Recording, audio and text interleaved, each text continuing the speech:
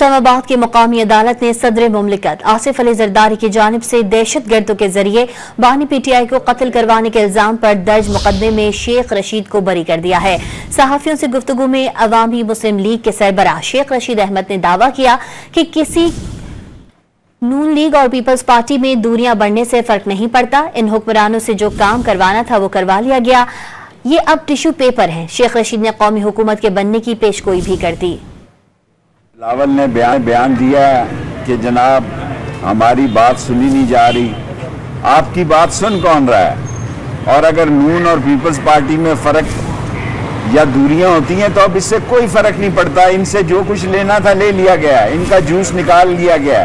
ये अब भूसे का ढेर हैं, ये टिश्यू पेपर हैं, कोई इनकी तरफ नहीं देख रहा और खुद कह रहे हैं हमें अंडे पड़ रहे हैं। वो एशियन टाइगर कहता है हमें अंडे और गंदे अंडे और टमाटर पड़ रहे हैं। नफरत का निशान है आप दोनों पार्टियां। मैं हालात को इतना खराब होते देखता हूं कि हो सकता है कि कौमी हुकूमत भी वजूद में आ जाए।